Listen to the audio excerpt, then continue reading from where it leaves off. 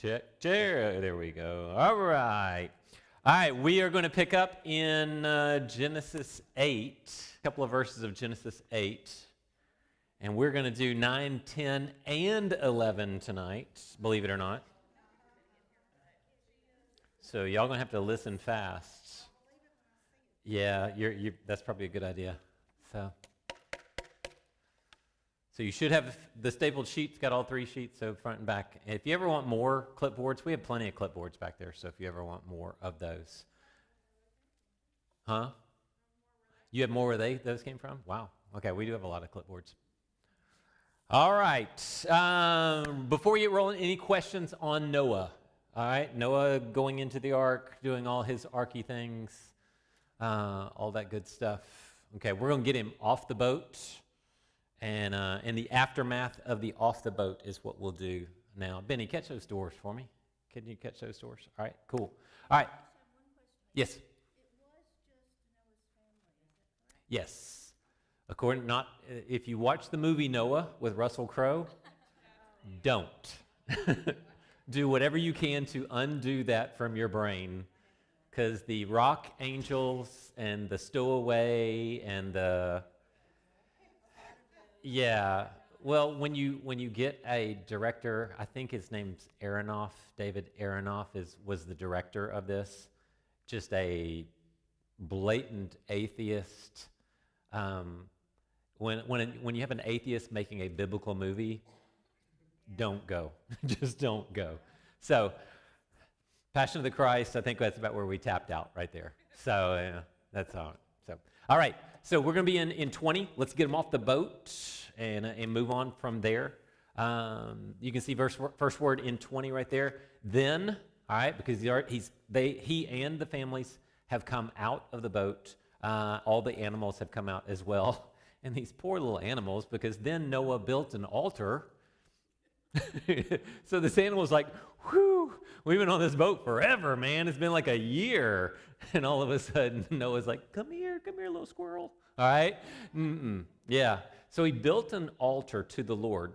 He took some of every kind of clean animal and every kind of clean bird and offered burnt offerings on the altar. Okay? Now, did anyone see in that sentence right there anywhere where it said, and God told Noah to build an altar? Okay? Now, who does this sound similar to? Who else built an altar, offered sacrifice without being prompted by God to do that?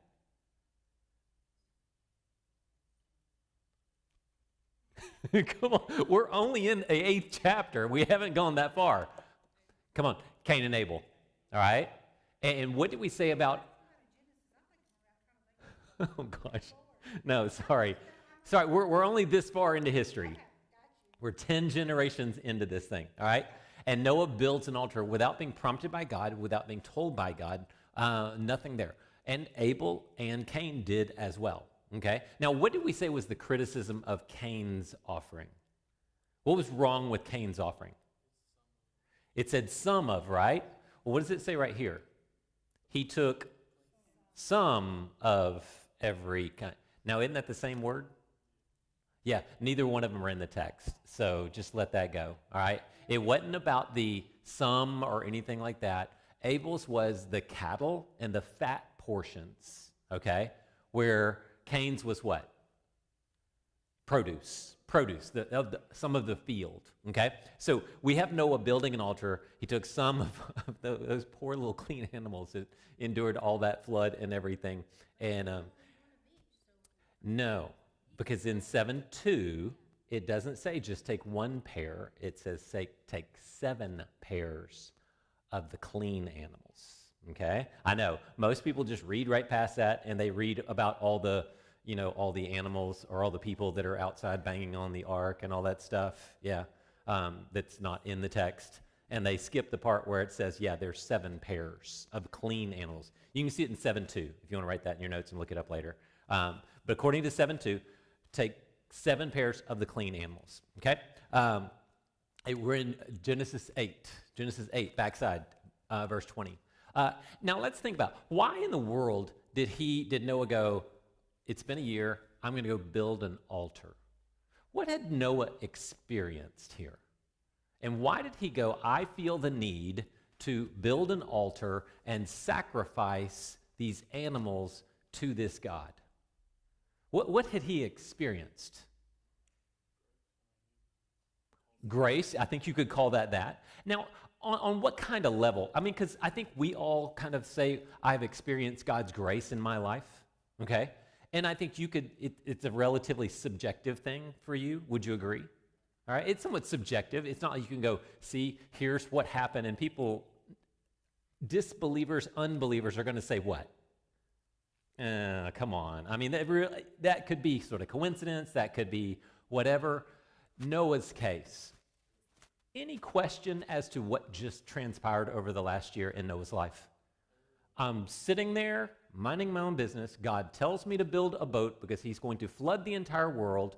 I build the boat for 100 years. All of a sudden, rain comes down, which a lot of people make the argument that it had never rained on the earth. I think there's good evidence for it in the text, but I'm not convinced, but I can go either way. It doesn't really matter to me, all right? It just doesn't matter to me. Also, the springs of water flooded so much that the entire world is flooded, all right? I don't know how you go, well, it just could have been a tropical depression coming through, and that's what flooded the entire world, coincidentally, exactly when God told you it was going to do that. So when Noah builds the altar, is he going, I think there's a God. I'm pretty sure there's a God. No, it's, okay, that was unmistakably God just saved me from that, all right? And I just wonder in our own lives how much we kind of hedge a little bit as to really the effect of the cross and the beauty of the cross and our relationship with God and what he has actually done for us, all right? Or are we nearly as convinced as Noah was the day he built this altar? And I don't think we are, just because of the nature of the circumstances. But my question is, why can't we be? Why can't we be as convinced of the effectual nature of that cross as Noah was of the effectual nature of the ark that saved him, the cross that saved us? All right? I want to have that type of attitude. I don't want to go sacrifice Lincoln or anything, all right? But I want to be able to do that kind of response to God, okay? Now, this idea of burnt offerings, all right? What is a burnt offering at this stage? And if we're going, well, what does that look like? Who's the author? Let's just do this exercise with me. Who's the author of this thing? Moses, all right? Now, Moses in Leviticus is going to describe, especially chapter 1, what takes place when you offer something up as a burnt offering, okay? Now, we're going to see this when Isaac is sacrificed or almost sacrificed, the effect and what this would have actually been. So when you look at what actually would have happened in a burnt offering as described by Moses, who is writing this right here, it takes a whole nother effect. So I'm looking forward to that one in, 10 chapters or so. All right, verse 21. When, watch your language here. When the Lord smelled or breathed in, ruach, all right, it's to breathe in, all right? Same word as our spirit, to breathe, the breath, all right? When the Lord smelled the pleasing aroma, he said to himself, I will never again curse the ground because of man, even though man's inclination is evil from his youth, and I will never again strike down every living thing as I have done. 22, as long as the earth endures, or all the days of the earth, seed time and harvest, cold and heat, summer and winter, day and night. Feel that rhythm? Those rhythms will not cease. Okay? Now, here's a question. Is God, I'm going to use the fancy word, is God passable? Okay? Now, let me explain what that word means. To be passable or to be passive means you can be acted upon. Okay? If you were to yell something at me right now or throw something at me right now, I would probably duck, run, something. I would respond to you doing something, okay? Is God a passable God? Or does he have such perfect foreknowledge that he does not ever react to us? He simply acts.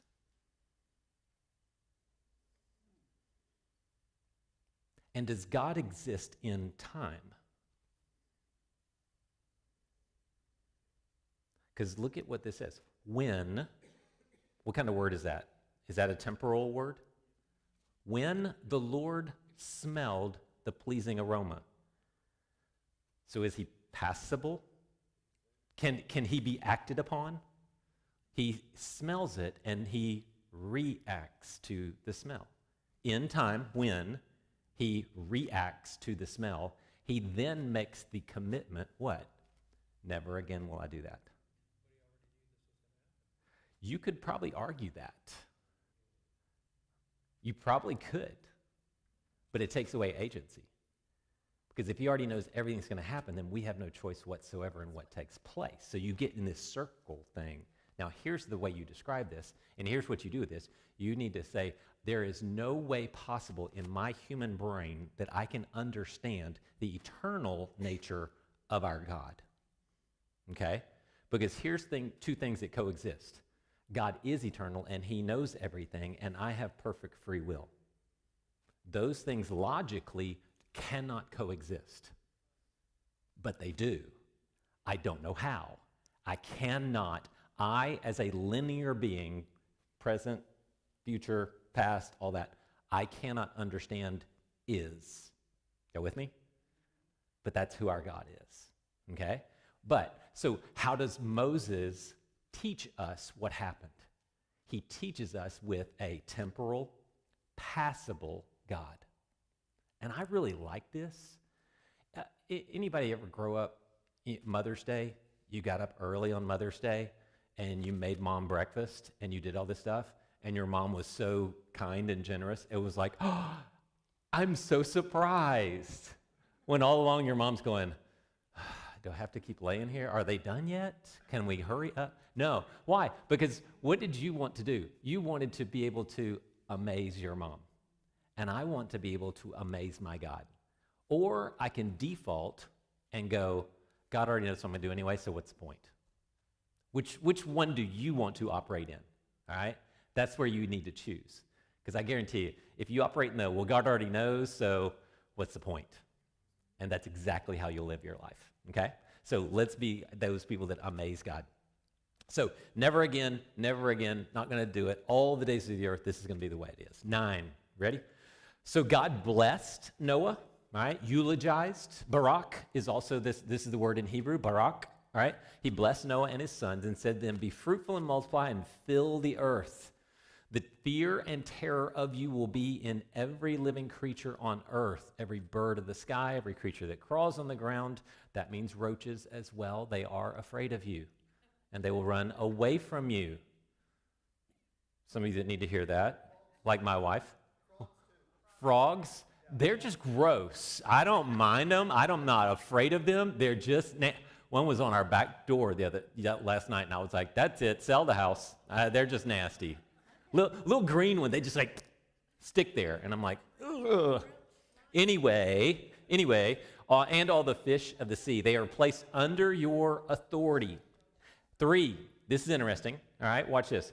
Every living creature will be food for you as, or like, in the same manner as I gave the green plants.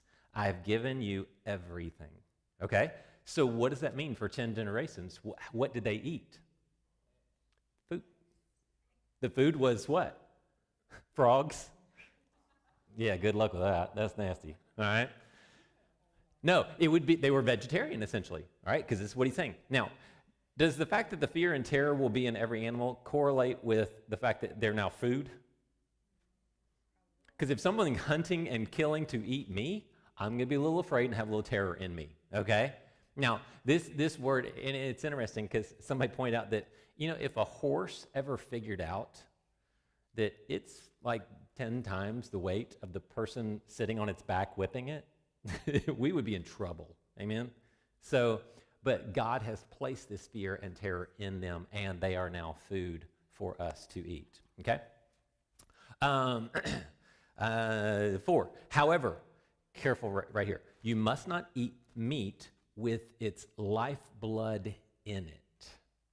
I will require the life of every animal and every man for your life and your blood. I will require the life of each man's brother for a man's life. Whoever sheds man's blood, his blood will be shed by man, for God made man in his image. And the Torah is going to play this out. When we get to the Torah, when we get into Leviticus, Deuteronomy, all those, then it will be in there. Because what happens? What happens to the bull that gores another person? What happens to the animal? If your ox steps on someone and kills them, what happens to that ox? It is killed. Okay, so God is saying, I will require it.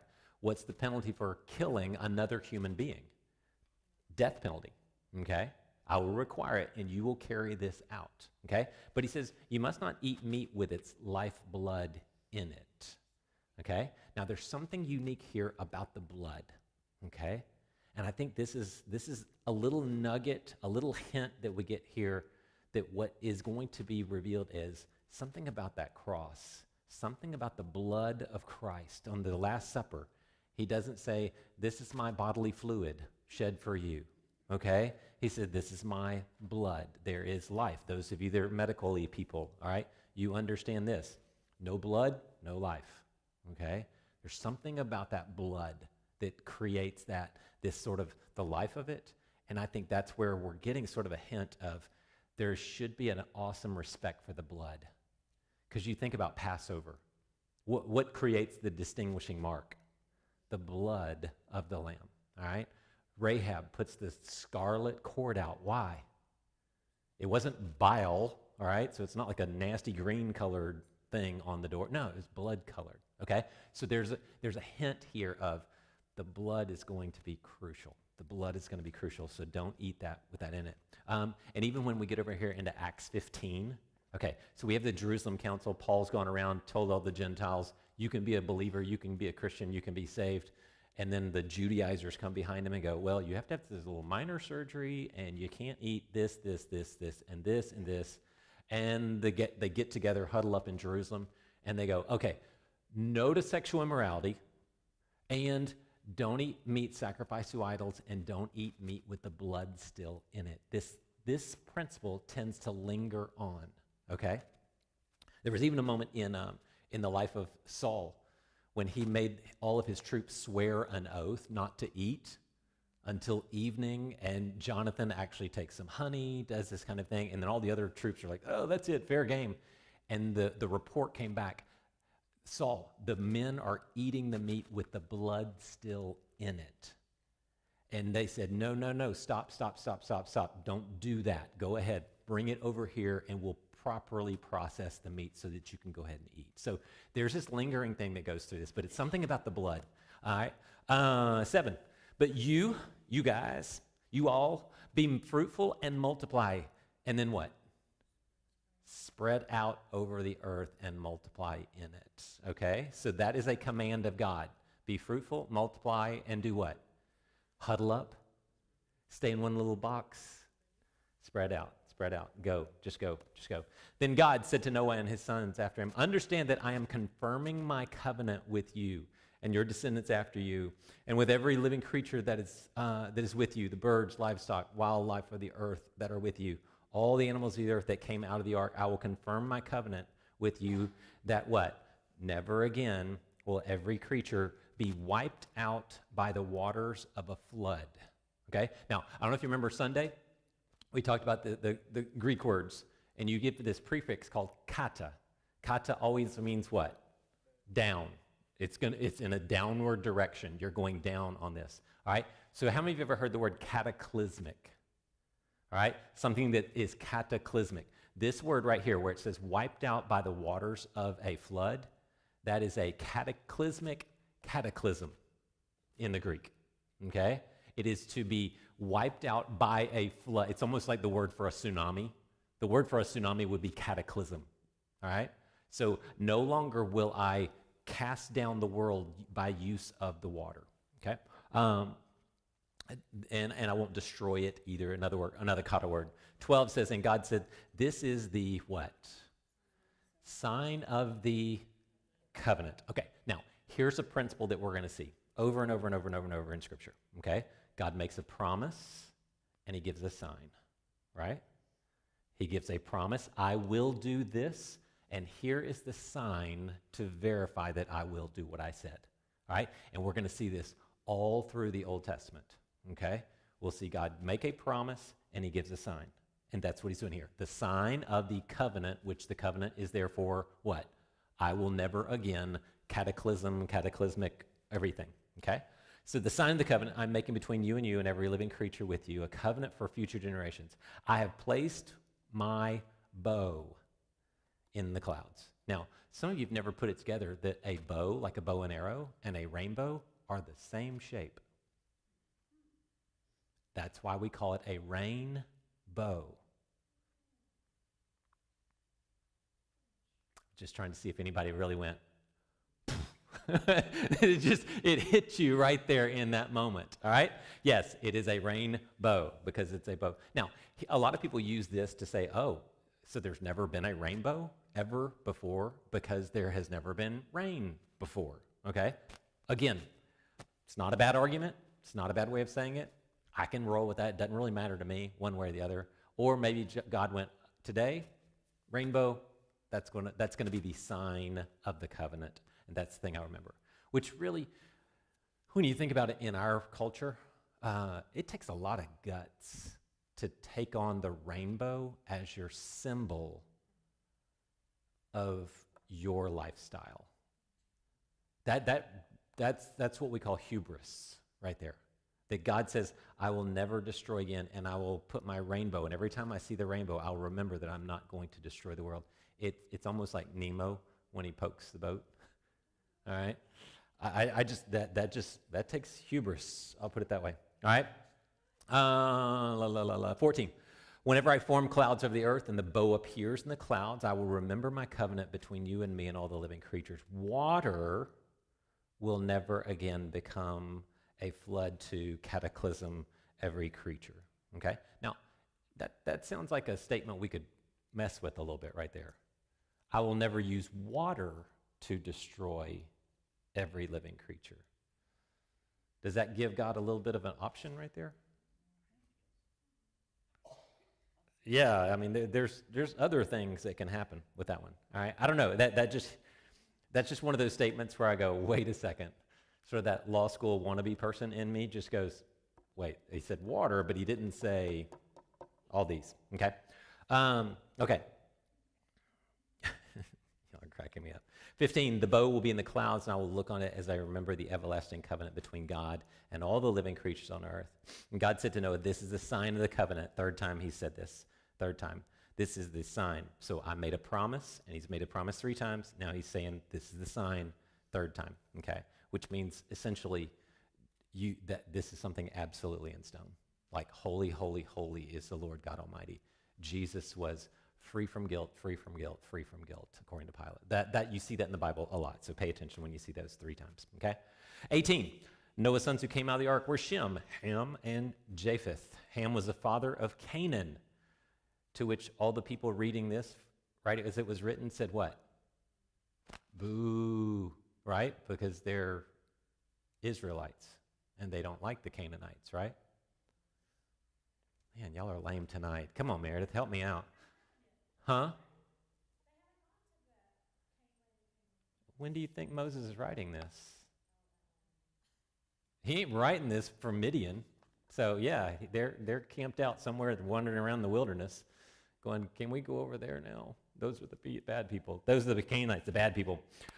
These 3 were sons, Noah's sons, and from them the whole earth was populated. Noah, a man of the soil, was the first to plant a vineyard. All right. Great idea. Hey, we found grape seeds. I don't know where, but I found grape seeds. What could go wrong?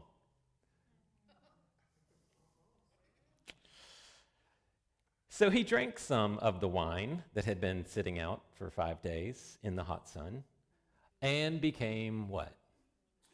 Slightly inebriated. And does what? This is interesting. He uncovers himself inside his tent. Okay? Ham, the father of Canaan, saw his father naked, uncovered, and told his 2 brothers outside. like brothers would do, okay?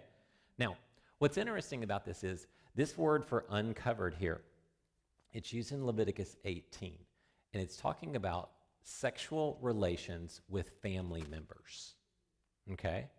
So it says, a man shall not uncover the nakedness of his aunt. He shall not uncover the nakedness of his daughter-in-law. He shall not uncover the nakedness. That's the phrase, the literal phrase. We translate it, he will not have sexual relations with aunt, daughter-in-law, sister-in-law, whatever, all the other in-laws, okay? But it's this exact same phrase. So Noah isn't uncovered, he uncovers himself. So there's an improper sexual connotation to what's going on here, or at least the effect of this. Now, I don't know how, I can't explain to you exactly, oh, this is what he did and this is why it was wrong. What I know is whatever he did, it was wrong, okay?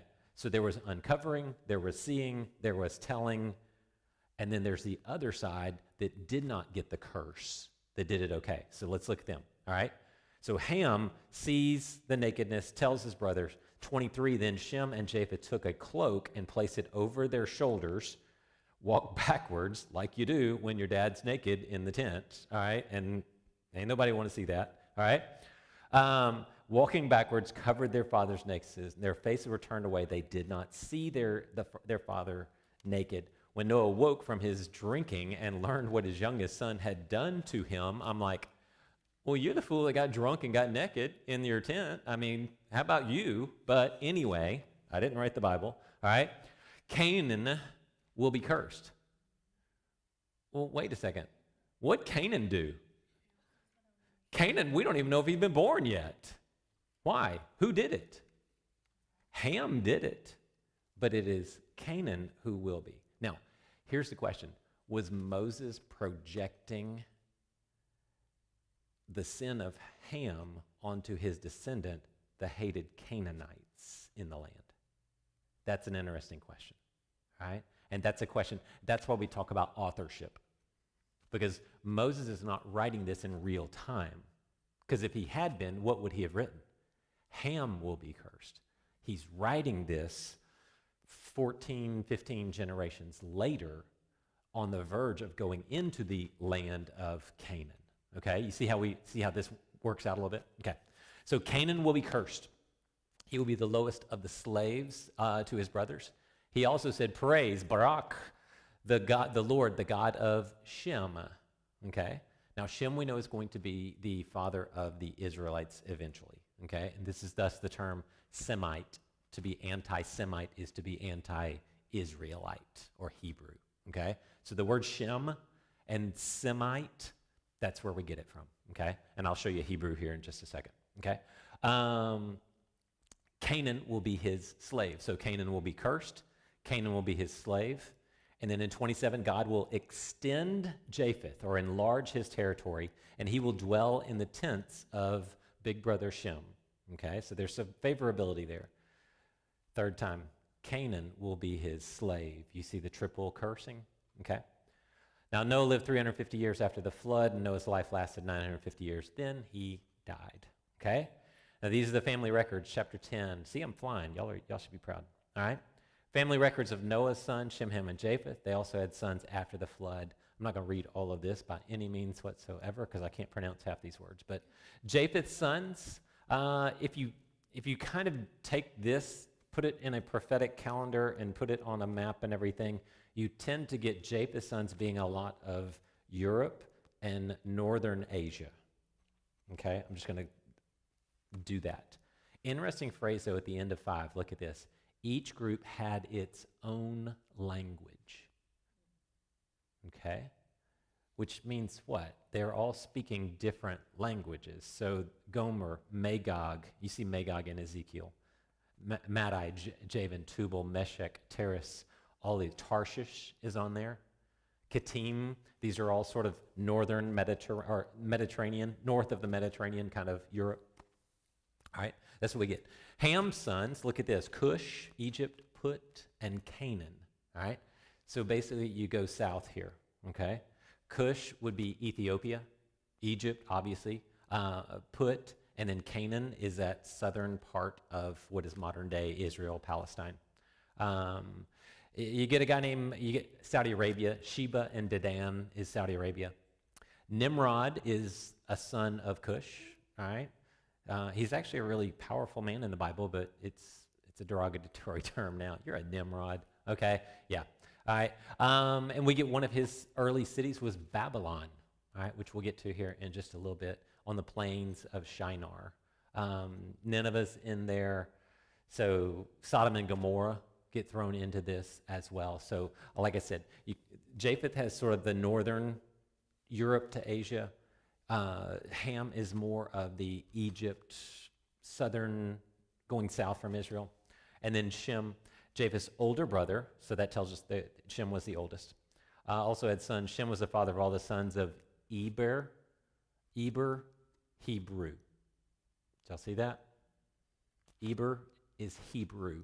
Okay, so the sons of Eber is how it would be pronounced. All right, those are the Hebrew people. Okay, and then you get the rest of them there. Interesting note, in 25, Eber had two sons. One was named Peleg, for during his days the earth was divided. A lot of people go here when we start talking about the dividing of all the continents and how we had, what's it called, Pangea. All right, so Pangea would literally mean all of Earth was all one continent. And so a lot of people find this, and Peleg was a time when the Earth was divided. So if you take all the continents, you can kind of shape them back together. It kind of makes sense, in my opinion. But it's just an interesting point that his name was Peleg, and this is when God was dividing the earth up and moving the continents around and all that good stuff.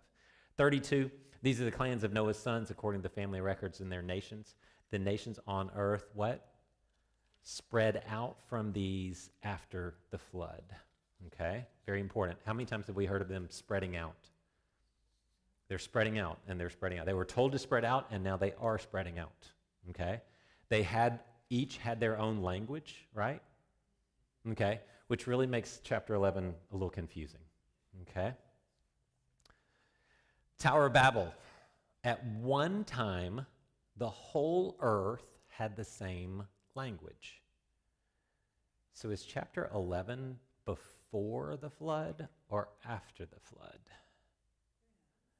It's chapter 11, which follows 6, 7, and 8. But at one time, so look what Moses is doing with this. He doesn't say, and then, or next, and after this. At one time, the whole earth had the same language and vocabulary. Lips, it's a word for lips and words, okay? But it's already describing the descendants of Japheth as having different languages. So the question begs is this before the flood or after the flood? And I would argue we really don't have any evidence one way or the other, except for there's a number 11 at the beginning of the chapter, and that follows 6, 7, and 8. So we kind of throw it after the flood. But do you see the evidence of how it could be on this side or that side? Again, yeah, Pat. Say it again. Again, we get this evidence as well, okay? Let me get to it, but you're on it. You're on it, okay? At one time, the whole earth had the same language and vocabulary as people migrated from the east, okay? So if he's writing, we always write sort of with Moses with this idea of in the land of Israel. So they're migrating from the east, which would be Babylon, land of Shinar, okay? They found a valley in the land of Shinar and settled there, okay? Now, because their names were, or the cities were Babylon, it was the land of Shinar. Does that mean that that's what they called it at the time of the Tower of Babel? No. It's what Moses calls it 14 generations later. Is everybody okay with that? Okay, all right. Settled there. They said to each other, okay, so what's going on? Are they spreading out or are they coming together? And what's the nature of humanity? Is the nature of humanity to spread out or to come together? Anybody ever lived in a big city? Yeah, there's this coming together, okay? Well, we lived in Atlanta, Georgia for 20 years. Trust me. It was like all of our neighbors were from everywhere you could imagine, but they all came together. Why? Because there's community, there's safety, there's all of these things.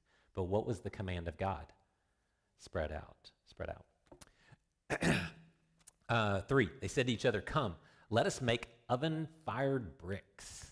They used bricks for stone and asphalt for mortar. And they said, come, let us build ourselves a city and a tower with its top, or its head, its rosh, its kephalos, its head, the top of it, in what? In the sky. Now, I have heard way too many preachers translate this in a way that says, let's make its top in the heaven. Like, we're going to go up where God lives, heaven. And they were trying to storm the gates of heaven inappropriately. And I'm like, I remember as like a 10-year-old going, I don't think so. That's way up there. I mean, I just imagine. No, it's the Hebrew word shamayim. It's the Greek word uranos, which just means what? The sky. So they wanted to build it so high, it's like up in the clouds. Have you ever been up in one of those mountains and the clouds are below you kind of a thing? That was their vision of this. Now, I've never been in that big of, I've been up in like the World Trade Center before it fell down and all that stuff. That was like 105, 106 floors up. All right, that's pretty high, but you still got a ways to go, okay? So they're going to build something maybe even before the flood. I don't know how high they got the thing, but anyway. 4, and they said, come, let's build our city and tower with its top in the heaven. Let us make a name for ourselves. Otherwise, we will be scattered over the face of the whole earth, which is exactly what God had told them to do, right? So could this be a moment of disobedience? Again, what does it depend upon? Is there anything that says that thou shalt not make a tower in a city? Thou shalt not gather together? It says you will scatter, but when is that command given? After the flood, okay? So again, because we don't know when this took place, we don't know exactly what the offense was. And in fact, I would argue that there is no offense mentioned in the text, okay? All right?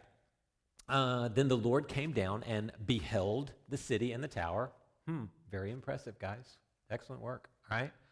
That the men were building, and the Lord said, if they have begun to do this as one people, because they have come together, they are working together, obviously one man, one guy with his farm. It's not like, early 1800s in America where the pioneers are out there and they're going, I'm going to build me a tower up to the heavens all by myself, all right? No, they've come together and they're doing this. They've come together as one people, all having the same language.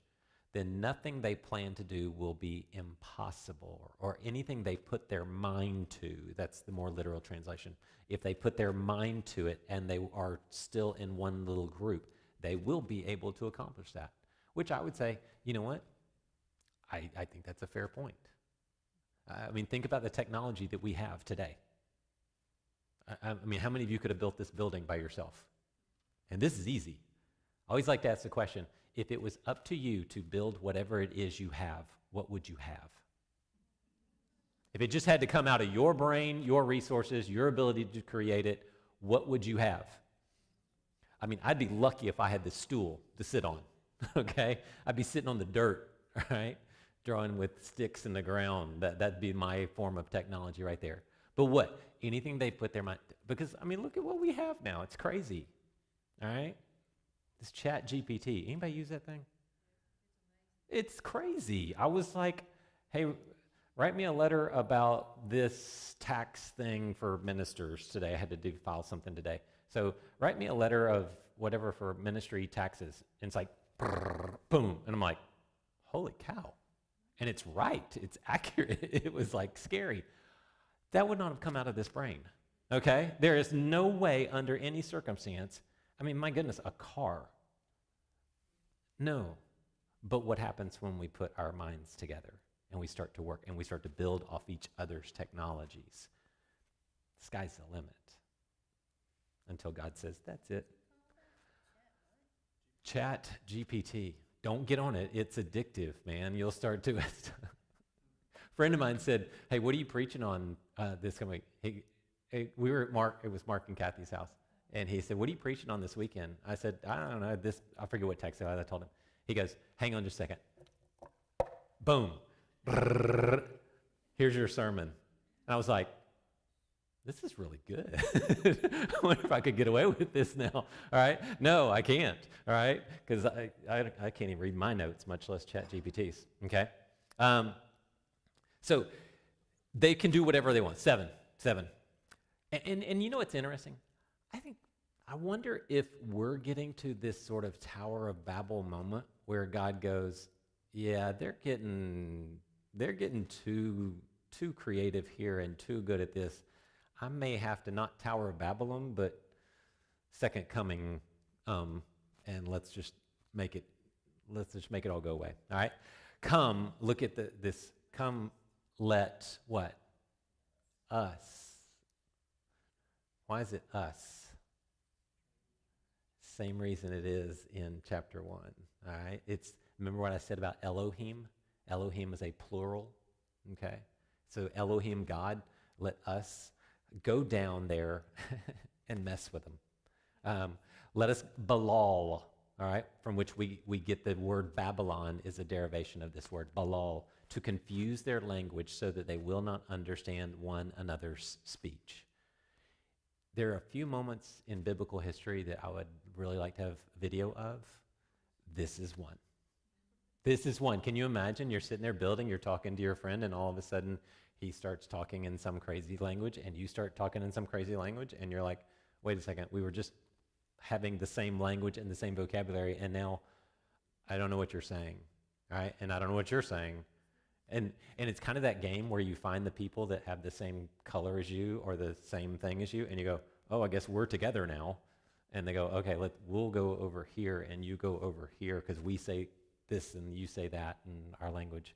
So it's just one of those moments where God just went, confusion, go. And they did. And this is why we refer to this place as Babylon today, because it's a derivation of this word balal. I don't see any evidence in the language that there was something wrong with what they were doing. He doesn't say, this is evil, this is wicked. Nowhere in the text of chapter 11 is any word of immoral, unrighteous, wicked, anything. Now, you could probably pull some out of they were making a name for themselves. But again, there's no terms in here that says it was improper. Now, if you go after the flood when they have been told to scatter and they haven't, and now he's nudging them into the different areas, you could work with that if you want to do that. But again, look, I mean, because what does he say? If they've begun to do this as one people, all having the same language, then nothing they plan to do will be impossible for them. Where's the wicked, evil there? Yeah, Patrick, go ahead.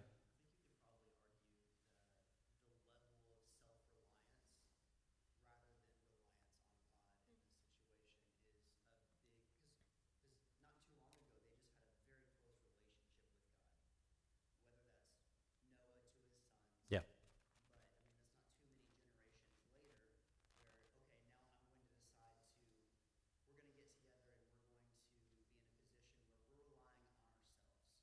So they're endeavoring in something, and your argument is because they have seemingly set God aside, that would be.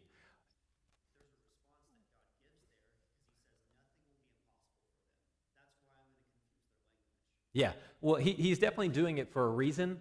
I just don't know. Now, let me challenge. Give me 2 seconds. Let me kind of throw this back on you. If it is improper, wicked, immoral, whatever it was, for them to endeavor things without considering God, accounting for God, glorifying God from our sermon on Sunday, how guilty are we pretty much on a daily basis. Y'all with me? If they were wrong and they were doing it without considering God, then how wrong are we on a daily basis when we do the same thing? Okay? So again, my point is not there wasn't anything wrong. My point is there's nothing in the text that identifies it definitively as this is wicked and therefore I must judge, punish, condemn, any of that. This is, I don't want to use the word, I hate the word dangerous here, but this is problematic. So yeah, he's proactively going, okay, look, I mean, my goodness, if Tiffany has 12 of Nash's friends over, it's like, oh yeah, no, 6 of you have to go home, okay? And 6 of you have to go play in the backyard, right, Nash? Right? Yeah, we cannot have 12 Nashes running around here because something's going to go wrong, okay? But again, and what I want to do just as Bible students, I want you to pay attention to this and go, you know what? The assumption we always draw, like the guy saying, he's trying to reach heaven with a mortar and brick build. I'm like, no, I don't think I want us to be good biblical students. So when you read this, you need to ask the question, was this a wrong thing, or was this a potentially problematic, or was this just a God's going, I'm not going to let that slide because I need them to do what I said and scatter out all over the earth. And he proactively does this. Some people actually argue a connection between Peleg, when the earth was divided, and the Tower of Babel.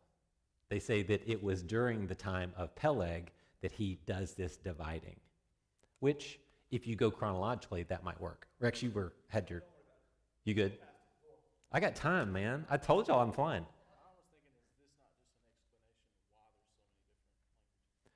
It very easily could be. Very easily could be. Because they had one language and one vocabulary. Now they have many.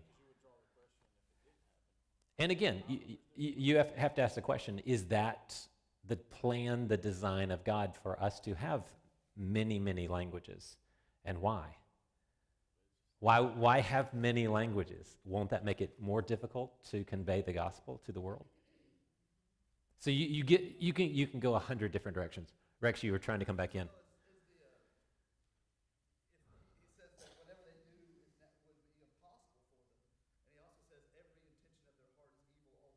Yeah. Yeah, if you want to connect some of them, yeah, well, yeah. Yeah.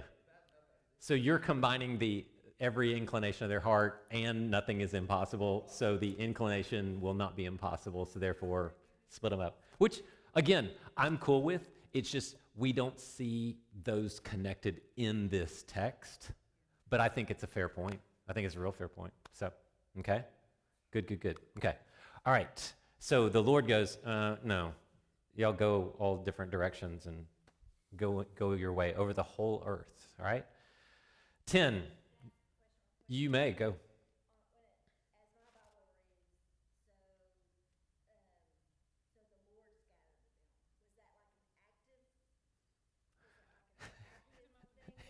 Yeah. Whoa! I would say he encouraged that. Yeah, it's the Greek word diaspora, which is the picture of that word is the scattering of seeds. So yeah, if you want to get literal, yeah, God was slinging them all over the world.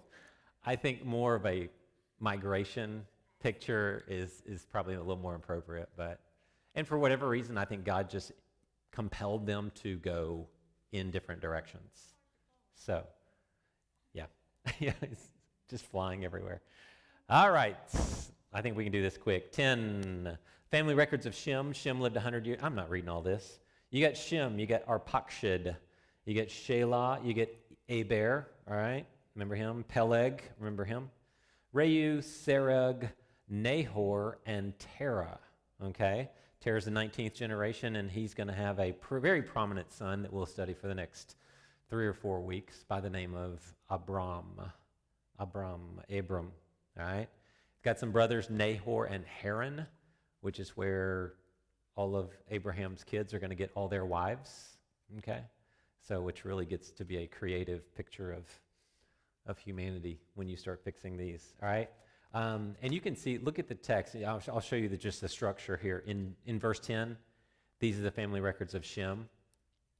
And then in 27, these are the family records of Terah, all right? And see how that structure, so you get all of those lineages, and then you get Abraham or Abram, all right? His wife Sarah, you know all this stuff. Terah took his son Abram, grandson Lot. They headed out, and they go to Haran and settle there until they died. Okay? Easy chapter, right? But come back to this, though. The reality that Noah experienced, this is what really hit me this week. The reality of what Noah experienced was a profound moment that led him to do what? Build an altar and offer sacrifice. And I think, and the more I thought about it, the more I went, well, duh, man, if I'd been through that and I'd been in a flood and it hadn't rained and all these animals come out of nowhere and I've got all of these experiences coming on and I'm saved and I'm the only one left on the planet and I'm looking around, oh, heck yeah, I'm going to believe in that God. And again, but is Noah's faith better than mine? Is his deeper and more profound than mine? And so what do I do in response to the Logos? Noah, in response to the Logos that he lived out, was moved, compelled to offer sacrifices on this altar. And am I willing to offer myself as that living sacrifice in light of the Logos that I have through the cross? So that's really the thing that hit me. The rest of it, it just gets kind of a little tricky and interesting. It's a little bit of trivia here. So, all right, any other questions? All right, picking up Abram next week, the call of Abram, and we'll go from there. So, all right, let's pray. Father, thank you so much for an opportunity to come and to study your word. I thank you for each and every person in this room right here that has given up time so they could know your word better and deeper, that they've taken the time here to come and fellowship with fellow believers and to share their lives together. I pray that you would reward them for the time that they've given you tonight, that you would bless them for it, bless their families with it as well. Father, I pray that you would just continue to be with our church, continue to help us work out all the stuff we got going on around here, and just that we would become the church that you desire in this community, that we can love you, that we can worship you, we can glorify you in all that we say and do. And I pray this in Jesus' name. Amen.